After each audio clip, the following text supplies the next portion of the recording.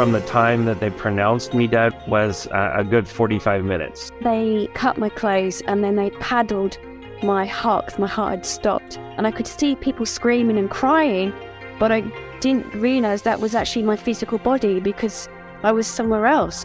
The only thing that I could feel, if you can imagine, absolute love and peace. There wasn't anything else to be felt. I was greeted by people I'd known in the past. I'm back home again. Incredibly safe and felt at home. Welcome to Round Trip Death, everybody, and welcome to our special guest, Ryan Nurse. How are you this morning, Ryan? I am very well, thank you, my friend, and thank you so much for having me. How are you? I'm doing great today. It is a beautiful, sunny, almost spring-like, cold but sort of spring-like day here in the mountains of Utah. But you're in a very different environment. Tell everybody where you live and what you're doing there. So I've actually been living in almost every country now, from Mexico down to Brazil and back up. And I'm actually based here in Colombia right now. I've been living in Colombia for the last 5 months, and I will actually be here in Medellin, where I currently am now, for one more week before I head to Venezuela. Okay, you do not have a Central American accent. Where are you from? So I'm from England, sort of southeast England, on the outskirts of London. Okay, but why Central America? What are you doing there?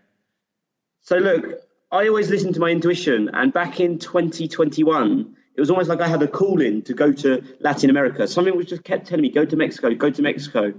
And one morning, I sort of felt like my life had almost flatlined. And in life, if we're not growing, I believe we're dying. So I said I need to really push myself so far out of my comfort zone and do something sort of big and bold. And with that being said, I literally picked up my credit card. I booked a one-way ticket to Mexico, and I literally left the very next week and haven't looked back since. So yeah, I went from Mexico, every country down from Mexico, Central America, made my way all the way down to Brazil, and then I started to come back up, and yeah, I'm back here in Colombia right now. Well, living the dream. Love to hear about it.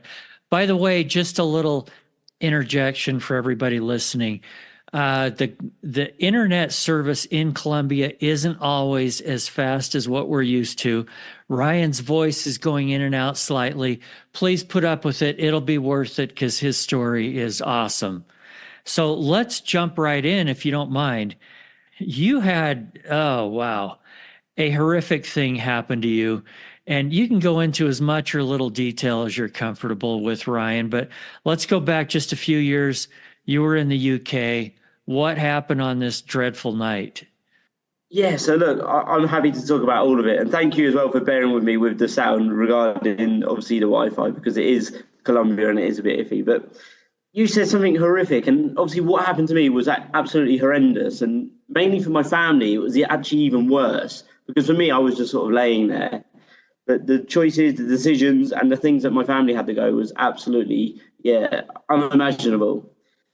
But for me also, now looking back, I realised that sometimes your most profound periods of pain can actually also turn out to be your greatest gifts of growth.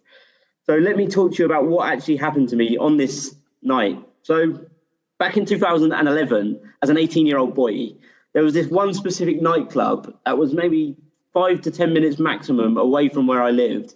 And me and my friends would always go to this nightclub, sometimes even 3 times a week. That's how local it was, and that's how much we enjoyed it. We knew everybody there. So one weekend, we decided to go to the nightclub, as we usually did.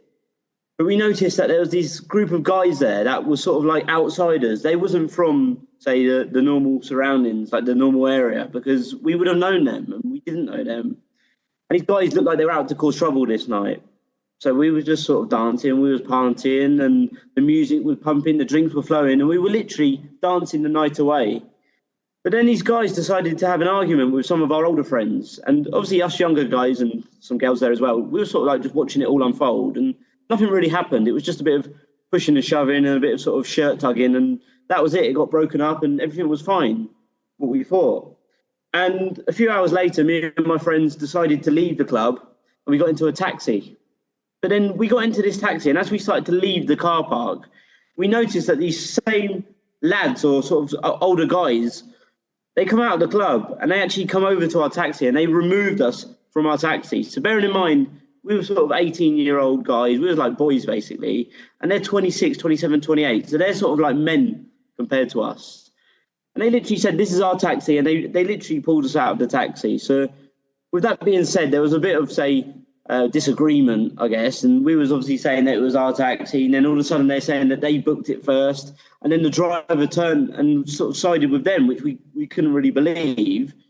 And then things started to make sense, obviously, as we go through the story. But we decided it'd be wise to get into a separate taxi to obviously make it back to the safety of our parents' homes. So we got into the taxi, we left the car park, we turned left, and then we turned left again onto what is a dark, unlit road. So as we're driving down this road, obviously things are pitch black, but then we noticed the same bright white headlights of that vehicle that we just got extracted from filled the whole interior of our taxi. And out of nowhere, this loud, angry voice started shouting through our driver's walkie-talkie, demanding that we pull over. So our driver began to slow the vehicle. And he started to indicate, and he started to stop. And he pulled it up onto the path.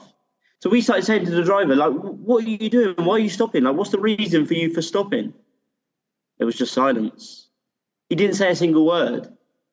So me and my friends were just looking at each other. And we were just confused. We didn't have a clue what was going on. And as the driver stopped, he turned the vehicle off. And that same vehicle with those angry men in pulled up behind us and they switched their lights off. So those two drivers must have known each other. Possibly. You know, because it's quite a small local area, a lot of the drivers do know each other. A lot of the people know each other as well. So with this being said, our driver was just sat there. And this car pulled up behind us, switched his lights off. And then there was this sort of eerie sound of silence because me and my friends, we were all looking at each other thinking, what happens now? What happens next? Yeah, and you don't dare get out. So no, we were just sat there just pleading with our driver, just asking, like, just go, like, leave. There's nothing, we're not doing anything. He didn't say a word. He didn't even turn around. And it's literally suddenly out of nowhere, there was this really loud knock on the passenger front window, to which my friend was sat in that seat. So he opened the window and he started to ask, what's the problem? What is the issue? But as soon as he opened the window, he began to get punched through the window by one of the guys.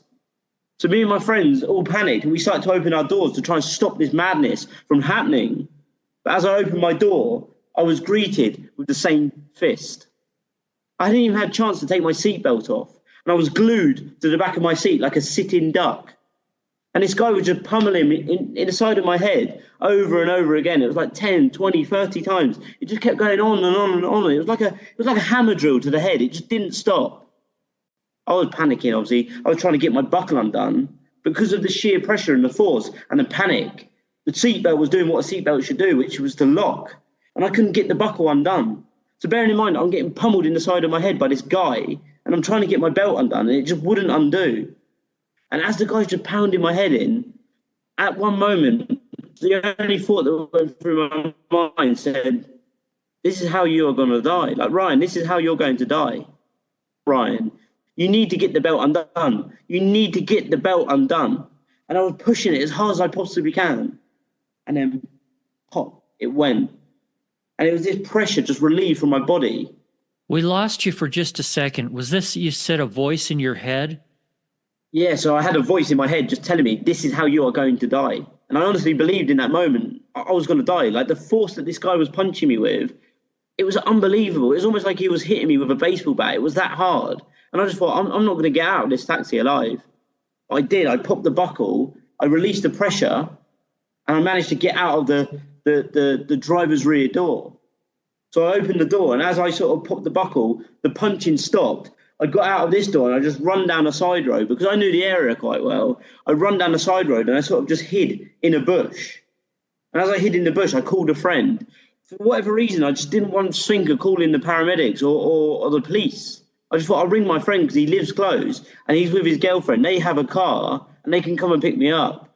Because in that moment, I just wanted to get back to the safety of my parents' home. I just wanted to go to bed.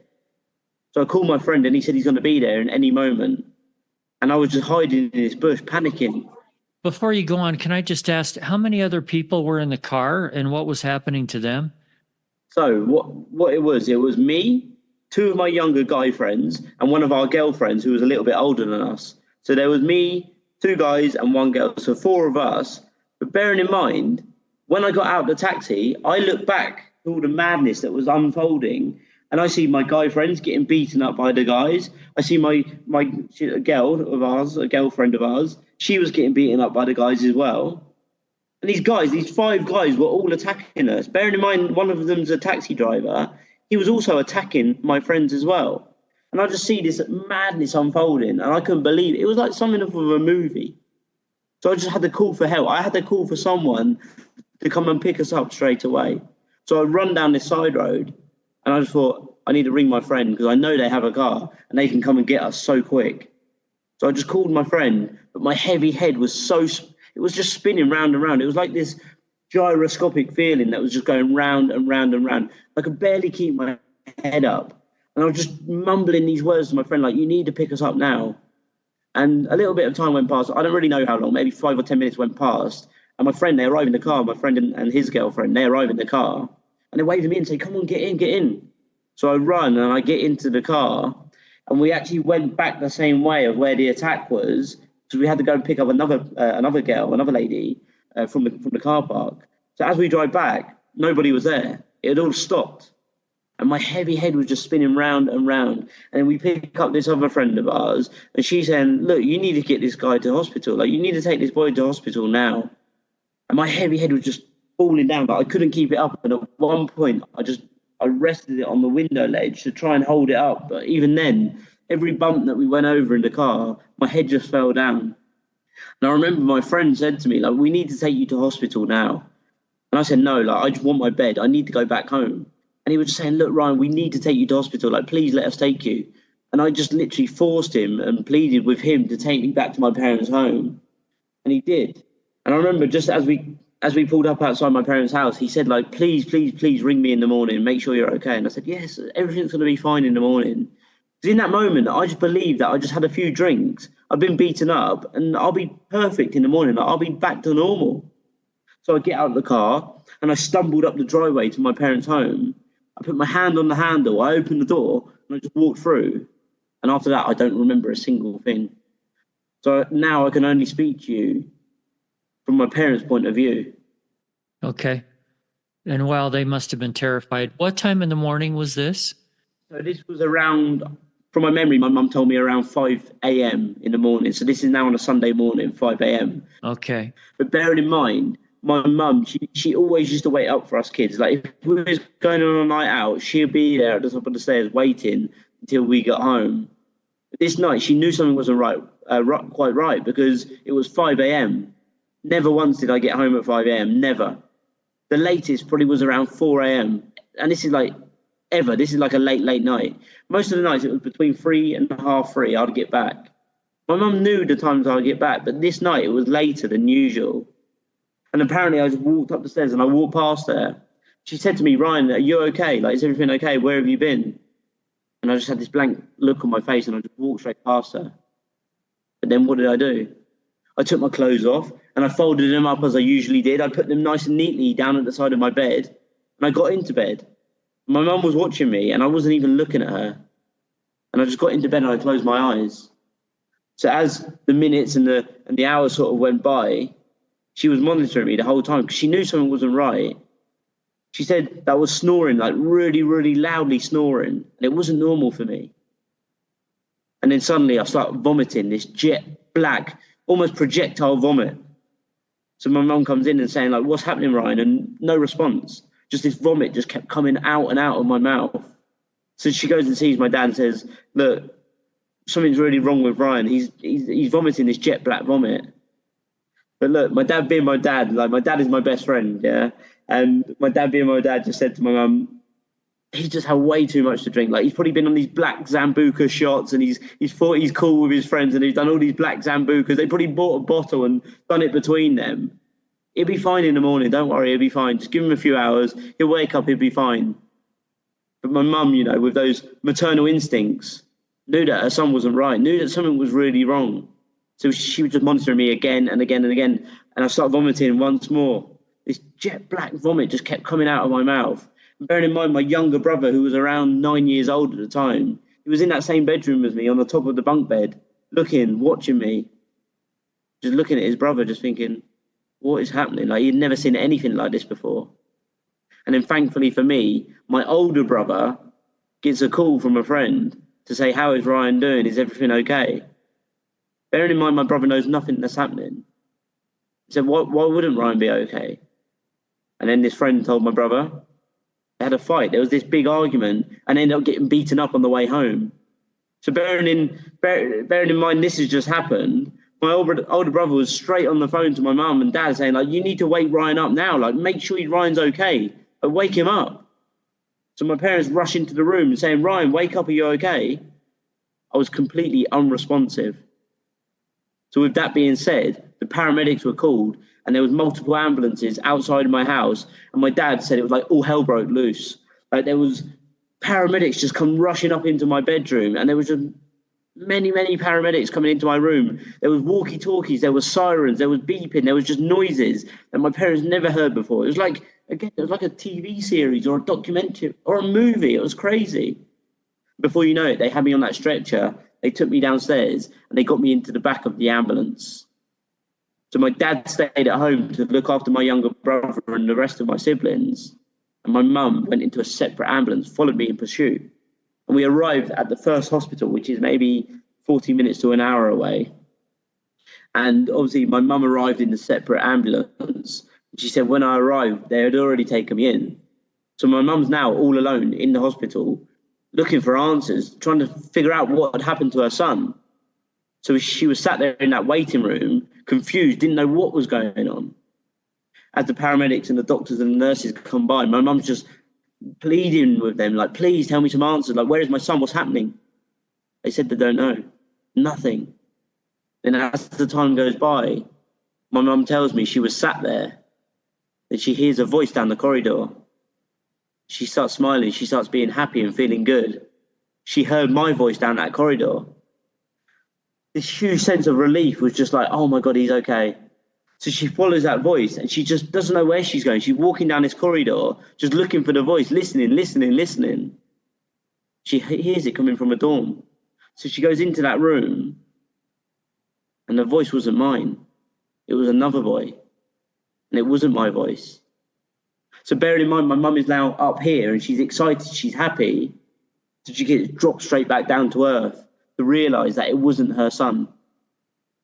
So she goes back to that waiting room. And again, every doctor, every nurse that comes by, she asks them, where is my son? His name's Ryan Nurse. Where is he? Like, what's happening to him?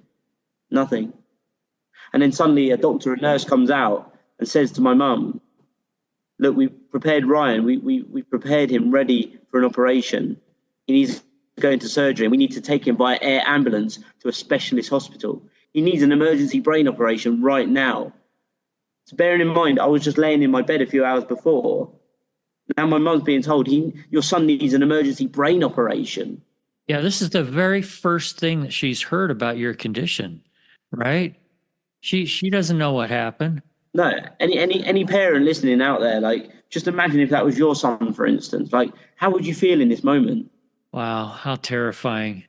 So my mum is just like, what is going on? Because there's no signs of bleeding, there's no blood, no bruising, no sign of trauma at all. So my mum's saying, how can this happen? Look, they didn't take me via air ambulance, but by helicopter. They actually took me in the ambulance, but they rushed me there on the blue lights. And as they sort of got me out into the ambulance, my dad just actually arrived in the car. So as my ambulance leaves with me in it, my parents obviously follow in their car in pursuit to try and obviously keep up with us. So I obviously make it to the hospital way before my parents. And then my parents said that they arrived there around sort of 4 or 5 p.m., I believe it was, or maybe a little bit earlier, actually, because what happens when my parents arrived, they didn't have a clue where I was. I just went in for this emergency operation. Yeah. So my dad and my mum are asking every doctor, every nurse, every receptionist, where's my son? His name's Ryan Nurse. Where is he? We don't know. We don't know where this guy is. They were going around for hours. My dad is stressing out. He's screaming. He's shouting at people, asking for answers. Nobody knows. So bearing in mind, my parents are in this hospital that is huge, and they're just up and down the stairs asking every single person they see. And then finally, they located me, and the operation was done.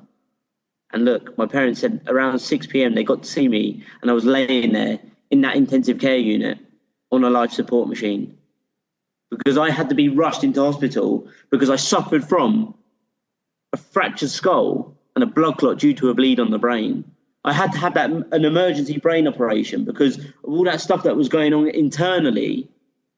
If that wouldn't have happened, I wouldn't have survived. They told my parents when they finally got to see me that the severity of my injuries was so bad that if they would have waited any longer, I would have died at home in that bed, because the blood was just pouring out into my skull and it was just pushing my brain down my spine because there was nowhere for it to go. So just imagine that. Any parents that are listening. I can't even imagine. I have adult children, and that just is terrifying. Well, an 18's barely an adult. Holy cow. We haven't even talked about near-death experience yet. I feel like I need to take a deep breath after that. That's exciting and terrifying, and like I said, horrific. Okay, so we're going to come back to all the physical stuff that happened, and your recovery from this. But in a nutshell, I believe the doctors at this point after surgery put you in an induced coma, correct? Yes, that's correct. Okay. And is this where you felt like you had a near-death experience? Yes. So I was in the induced coma straight away on the first day, obviously. When the doctors told my parents, look, he's never going to wake up from this. Go and tell your friend's family. He's never going to wake up. On the third day, they told my parents again, because there's zero brain activity, you need to pull the plug. And that's when my dad saved my life, because my dad said no way, which allowed them to keep it on for a few more days.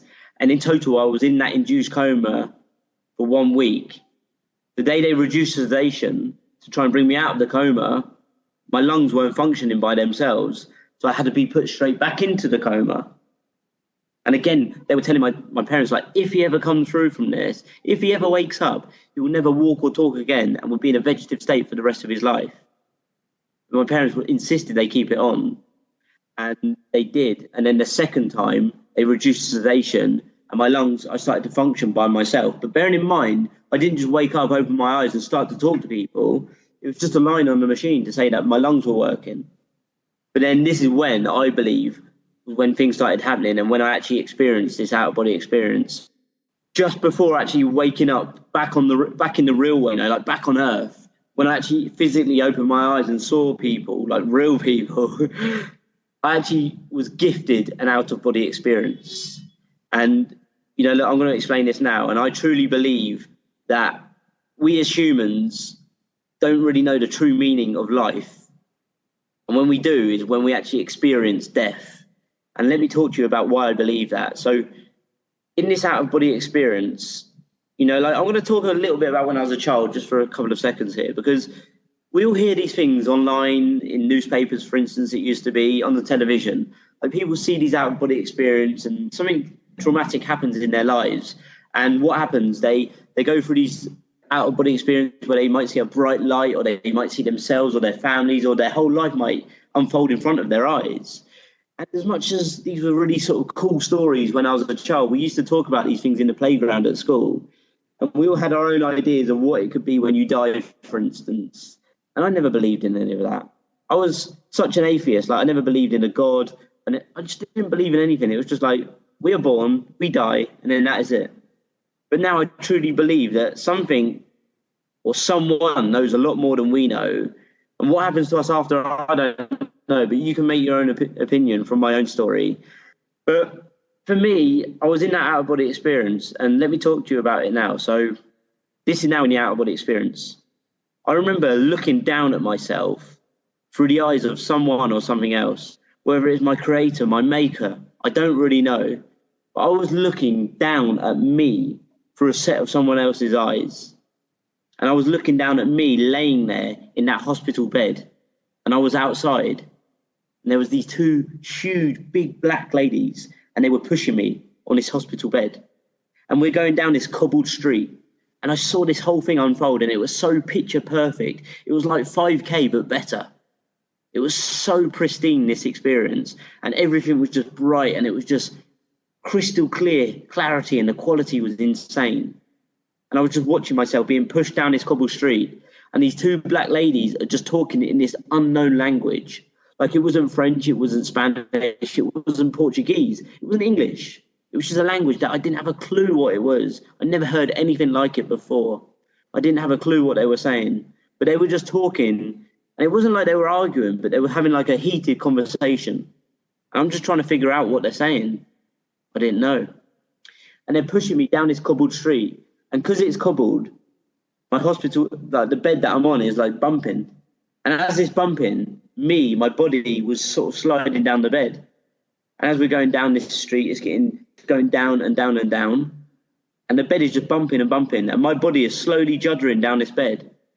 And I just hear this voice whispering in my ear, like wherever my ear is, but these eyes and here, this voice is whispering, saying, and just kept saying, they're going to drop him.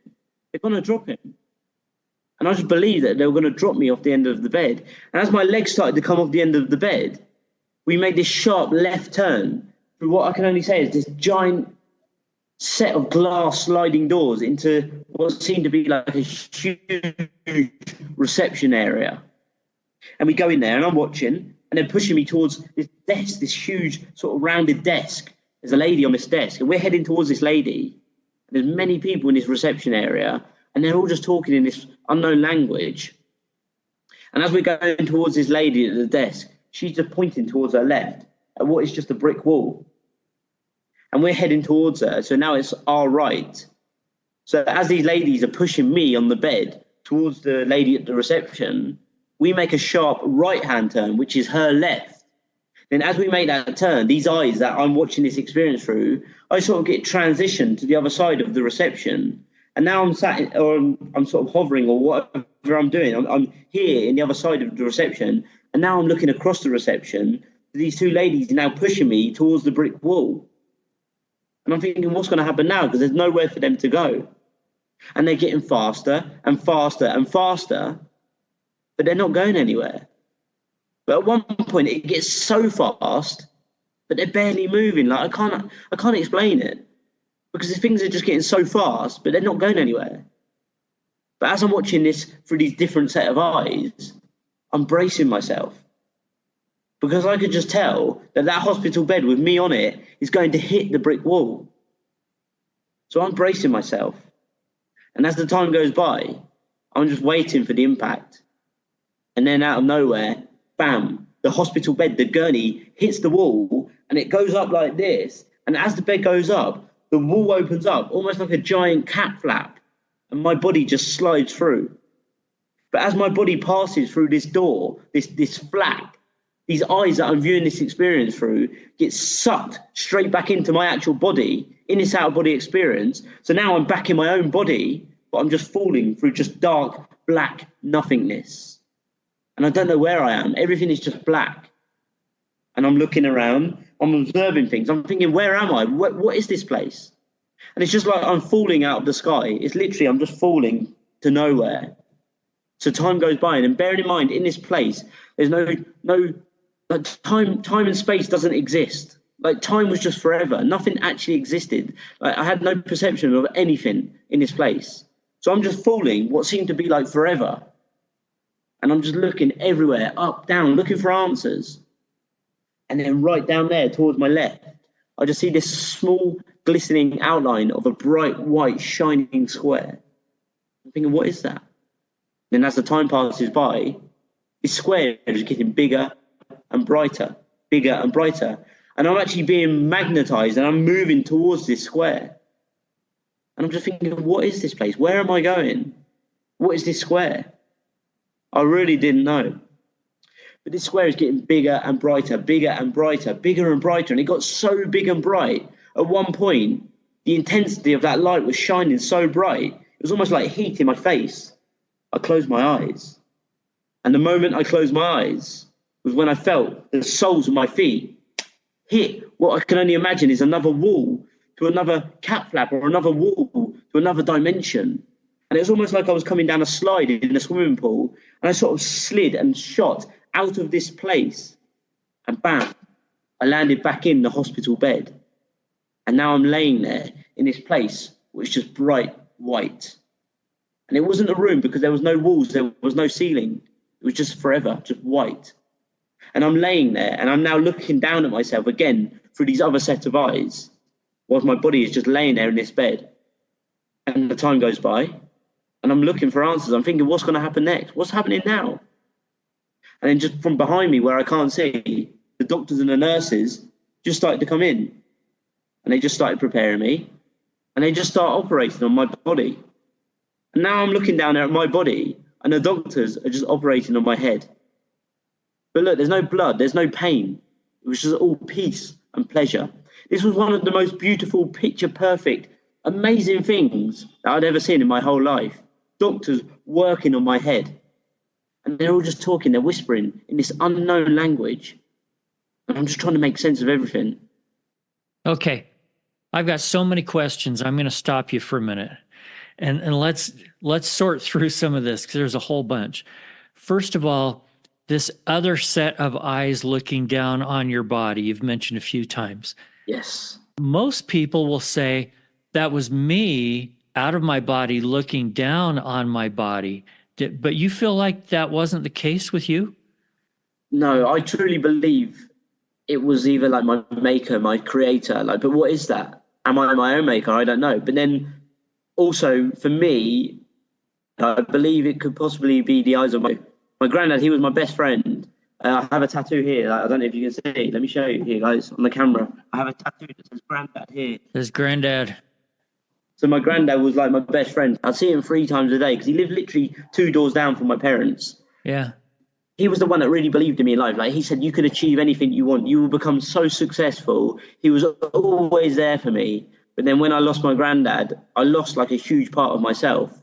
And I truly believe like my granddad was the person that helped pull me through that, say, whole trauma or the traumatic experience. So you were somehow tuned into his experience of looking down on you then, right?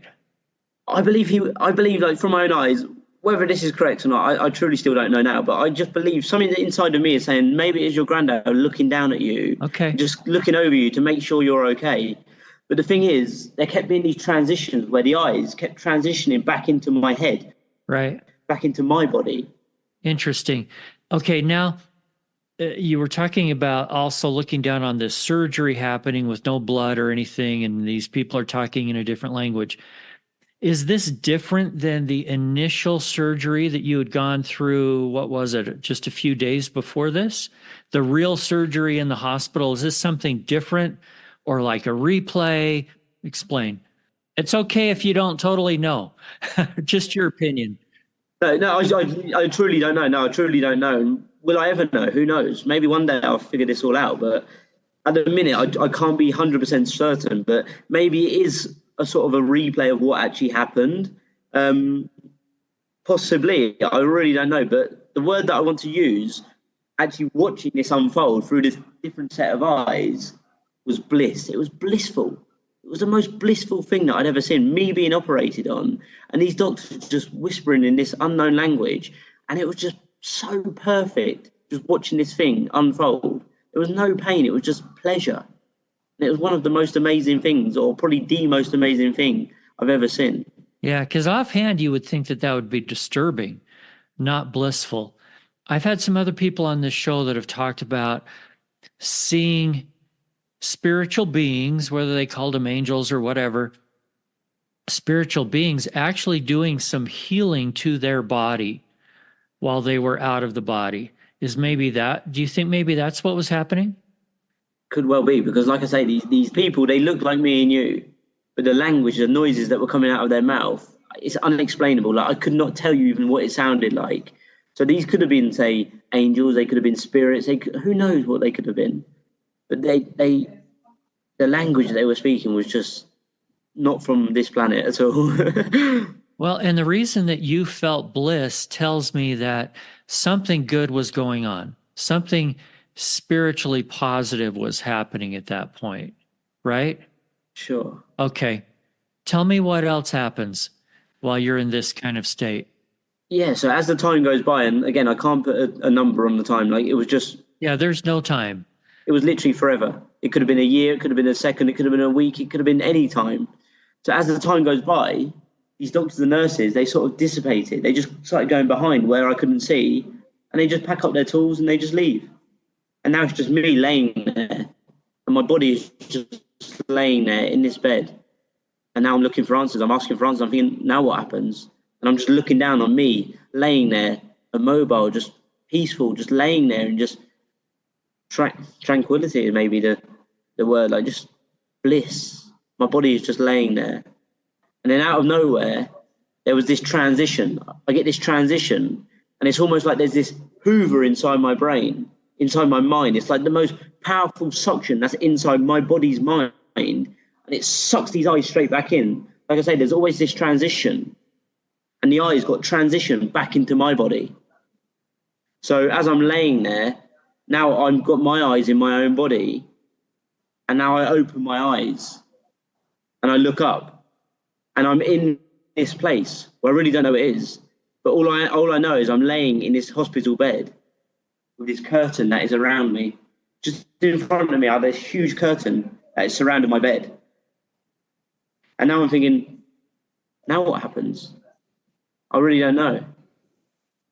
So I'm looking around and I'm looking for answers. Nothing.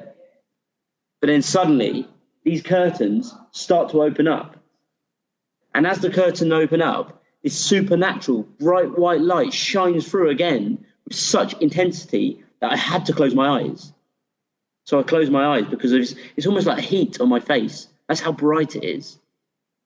But as my eyes are closed, I could feel it start dimming down, and I could feel that the intensity is like getting to a point where it's safe to open my eyes. So I open my eyes. Then as I do open my eyes was when the most profound, incredible thing that I've potentially ever seen, and the main part of the story, happened. So I opened my eyes, and I remember looking out there. And bearing in mind, this wasn't a room, this wasn't a place. It was just forever. It was just forever. It went on forever. And as I look out there, as far as I could see, just forever, I saw every single face that I'd ever seen in my whole life. Every single person that I'd ever seen in my whole life. It could have been someone that I'd bumped into as a kid in the street. It could have been someone that I went on a school trip with, and it was someone that worked there. It could have been anybody. Every single face that I'd ever seen, and everywhere I looked, up, down, every single place, I just saw faces of people. But, you know, they were in an order of importance. Because the closer that these faces got to me, the more important that these people meant to me. Like, it could have been a childhood friend. It could have been a family friend to a family member. And then right at the very end of my hospital bed were my immediate family, the people that really meant the most to me. My granddad, he was there, even though he was dead. He was there right at the end of the bed. My mum, my dad, my sister, my brothers. And they were all there. And they were all just looking at me. And I remember looking back at them. And I looked at every single face. And I remember looking out to all of those faces. And every single face that I looked out to, they were just silently sobbing. There were just tears running down the faces of every single face that I looked out to. And straight away I panicked. I was nervous. I was scared. The first thought that went through my mind said, what have I done wrong? I really thought that I'd done something really, really wrong. My heart was going. I was just panicking. I was nervous. I was so scared. I just thought, I've done something really, really wrong. I need to grab their attention. So I started to speak to them. Not a single word come out of my mouth. Nothing. I tried to shout. I tried to scream. No words were coming out of my mouth. So I thought, I know what I'll do. I'll try and grab their attention. So I put my hands up to wave at them. They just looked straight through me. It was like I didn't even exist. And again, I tried forever, literally forever. Every single thing that I'd done didn't work. And I remember I closed my eyes and I cried and I just give up on myself. I literally closed my eyes and I started crying. And I remember I just put my head back and I dropped my head back on that pillow. And the moment my head hit that pillow, that suction again was on my head, on the top of my head, with such intensity. It sucked everything out of it. The people, the faces, the eyes, the bright white, every single thing got sucked up and out of my head and just went. So now we're not in bright whiteness, we're in pitch black again. And I'm just thinking, what's happening now? Because I can't see anything. Everything is pitch black. But bearing in mind, in this white place, it was cold. But now in this dark black place, my body's starting to warm up. I could feel it. I could feel my body getting warm. I couldn't see anything. But in the distance, I hear a beeping noise. Beep, beep, beep. And in my mind, I'm thinking, Ryan, you need to wake up. You have work today and you're going to be so late for work. You need to wake up now, Ryan. Your boss is going to be so angry with you if you don't wake up now because you're going to be so late. So in my mind, I just believed it was a Saturday morning and I had work on the Saturday. So I'm just telling myself, wake up, you're going to be so late. So I believed I went out the night before and I couldn't wake up in time for work. And my boss is going to be so angry with me. So this noise is getting faster. It's going beep, beep, beep, and it's getting louder and faster, louder and faster, to the point that I said, Ryan, wake up now. Boom. I actually opened my eyes, and now, in this moment, I'm back in the real world. And I look around, and I'm in this pitch black room, all by myself, laying there in that hospital bed, and I'm looking around, and my head is so sore. My body is hurting. And I look down slowly at myself, and I had needles all in my arm. I had pads all on my chest. I had this huge tube down my throat. And I'm just thinking, where am I? Is this a movie? Is this real? I don't even know where I am. And I just hear this beeping at the side of me. Beep, beep. And I remember turning my head so slowly because it was hurting so much. And I look, and that beeping noise was the life support machine that was keeping me alive this very whole time. And again, I look back at my body and I look around, and then I remembered everything, every single thing. I remember it all. It was like, the only way I can explain this is like back in the day when we had computers maybe 10 years ago, and we used to try and open too many tabs and the computer would just freeze because it was too much information. I literally had dropped in my mind every single bit of information from that night prior to when I was attacked. And I remembered everything. I remembered who it was, what people were there, what taxi it was, where we was. I remembered every single thing. And that information just got dropped into my mind. And I remembered it so specific. And I cried because the pain was so bad, because of the information in my mind at that time was so painful. Again, it just felt like someone had smashed me over the head with a baseball bat, because it was just too much information for my mind to take in at one time. And again, I just cried. And this is now back in the real world. I just cried my eyes out. And I remember I just put my head on that pillow again and I cried myself to sleep. But then when I did wake up in the morning, I woke up and I see the faces and the bodies of my real family, and they were stood there at the end of my bed the very first time that they saw me actually woken up the first time. They were there, my mum, my dad, my brothers, my sister, and they were all just looking at me. And I remember they were saying, he's awake. I wonder if he knows who we are, because the doctors told my parents he would never remember any of you. He won't walk again. He won't talk again. He won't remember his own name. And I remember my older brother comes so close to my face and he said, I wonder if he knows who I am. And I thought, you idiot, of course I know who you are. I couldn't speak. I could barely move in that moment. I thought, of course I know who you are. My mum was there. She was just crying her eyes out and they were asking me things. I couldn't even reply. And this is when I realised that I'm back on Earth. And I truly believe from that whole experience, just to sort of finish this part off, that I believe we're all here for a special reason. Some people find out why they're here on Earth and others don't, sadly. But I believe that I had to go through that experience to really discover who I truly am. And I believe that I was put on this planet to help other people discover who they truly are.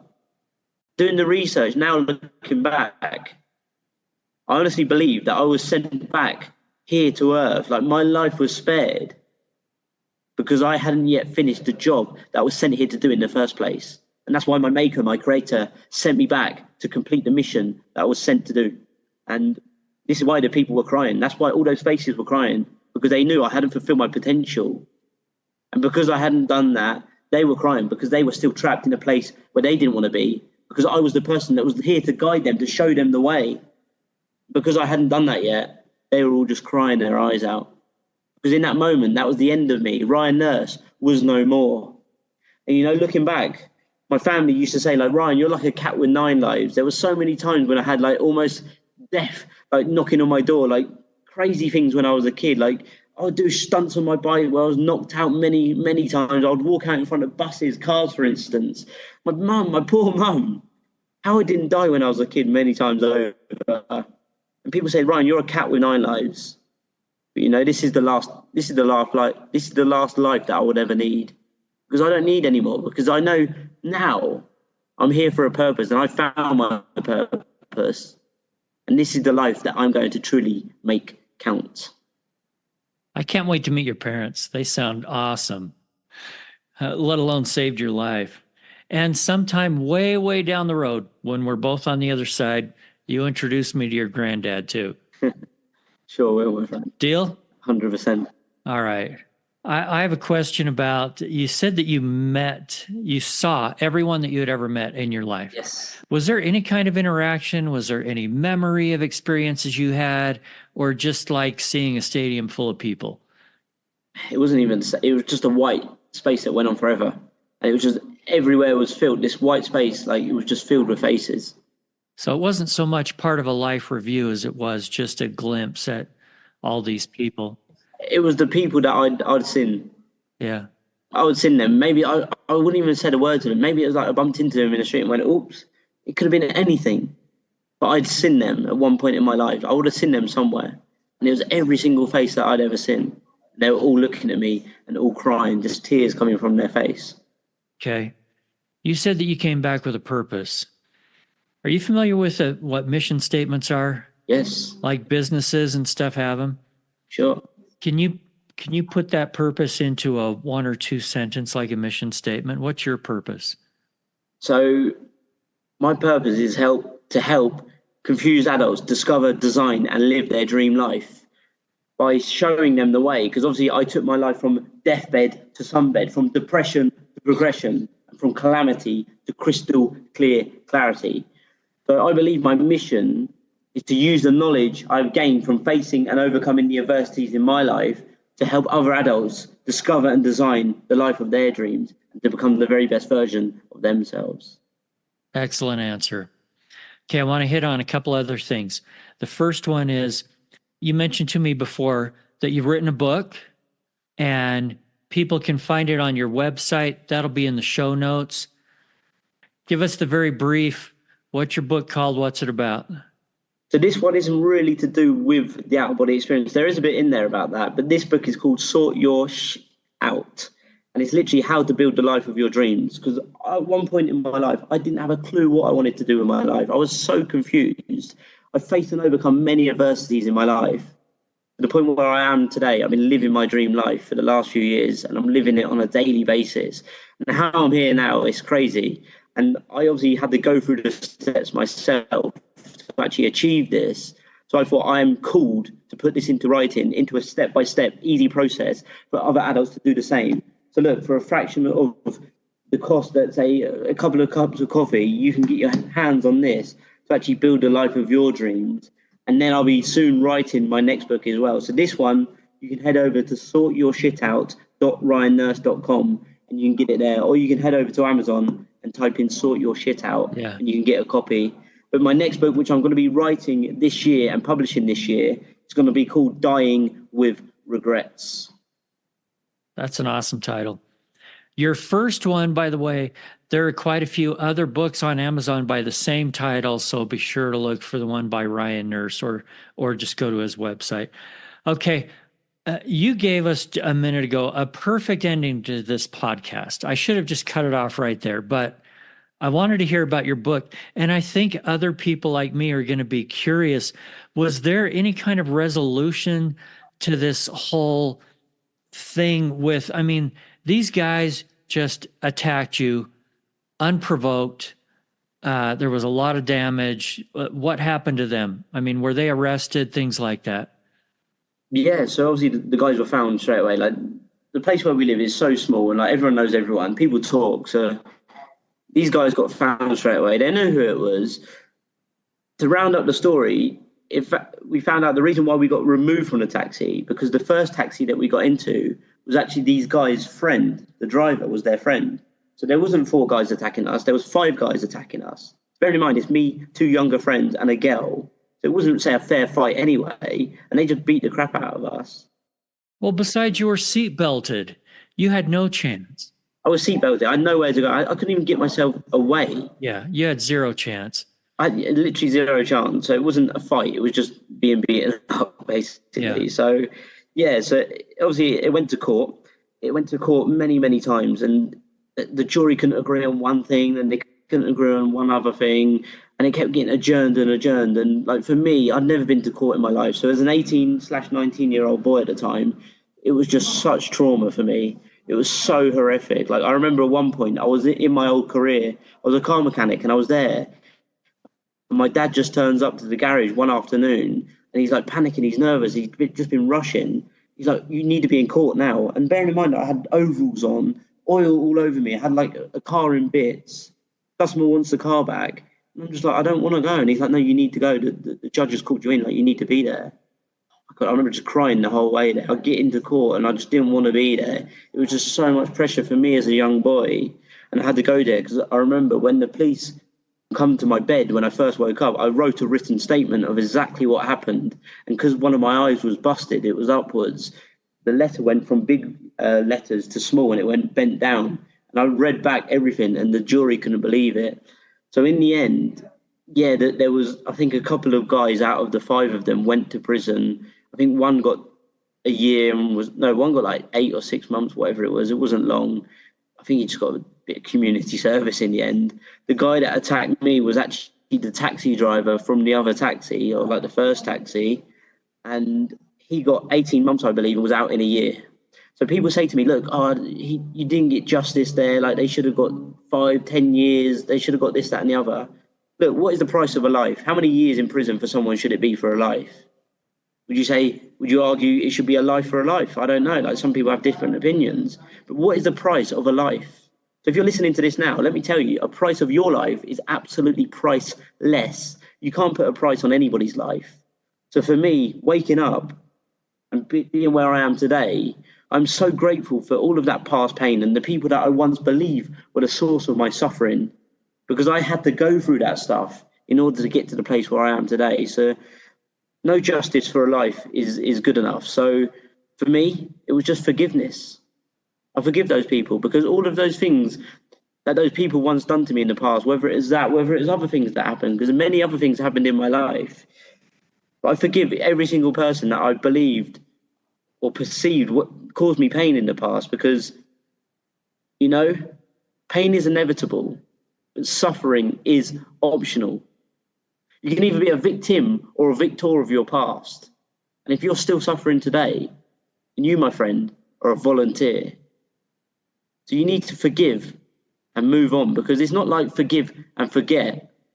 It's forgive and move on, because those people that you say potentially have pain or anger towards them, they've already moved on with their life. So you need to forgive them, because anger is such a strong word. Anger is one letter away from Anger is the one letter away from the word danger. Anger is the wind that blows out the lamp of the mind. And holding on to anger is like drinking poison and expecting the other person to die. It is forgiveness that is the antidote. But it's not always that easy. Sometimes we want to forgive. What's your secret to forgiveness? It's just knowing that if you don't forgive that person for what they've done, or those people, or that situation that was potentially out of your control. Like for me, I didn't want that to happen to me, but I was in, say, the right place at the right time, or the wrong place at the right time. But if that didn't happen, would I be where I am today? Would I have wrote my book here that I've got in my hand? Would I have helped the people that I've helped on a global scale? Would I have been speaking on stages across the world? Would I have podcasts? Would I be doing the things that I'm doing today? Potentially not. I could have been living that life that wasn't fulfilling.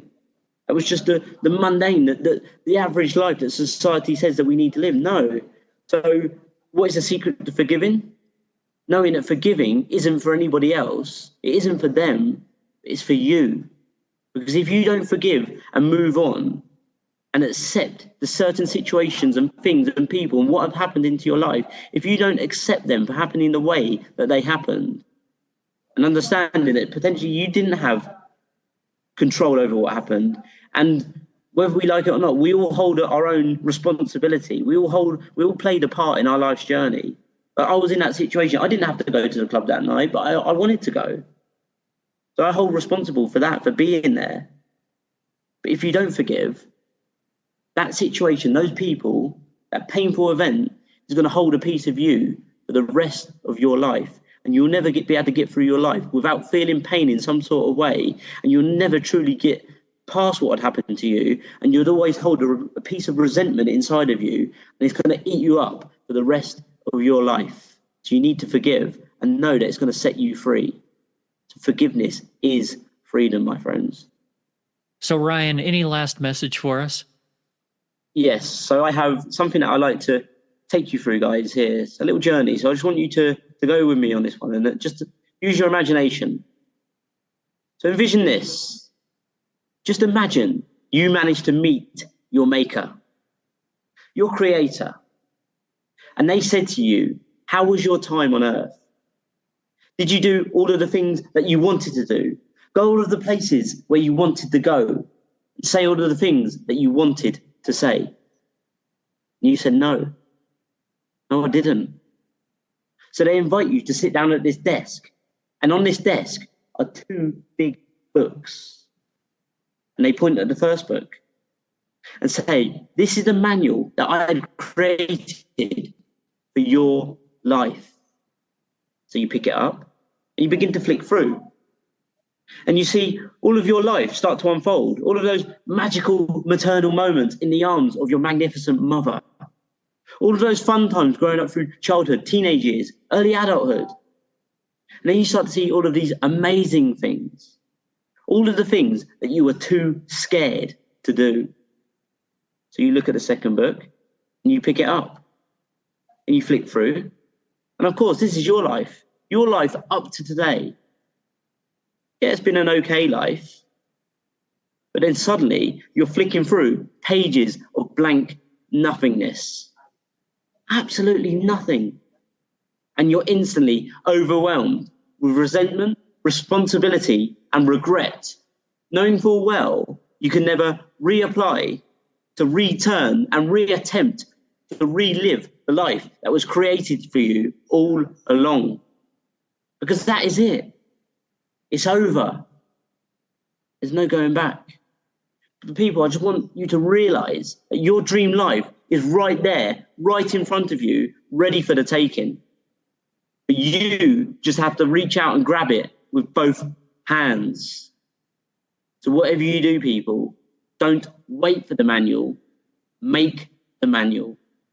Because if regret is something that you're going to take to the tomb with you, do not take your greatness to the grave, because so many people have such greatness inside of them, waiting to be shared with the world. But they're not doing it because they honestly believe that they're going to wake up tomorrow. Not many things in life are 100% guaranteed, my friends. But two things are that we are all born and we will all die. It's what we do with the opportunity between these two events that really matter most. So please do make the very most out of your unique dot that you have on this earth. Thank you so much. Well said, Ryan. Thanks for being on with us. Thanks again for listening and sharing this podcast. Don't forget to hit the follow or subscribe button and sign up for our newsletter at roundtripdeath.com.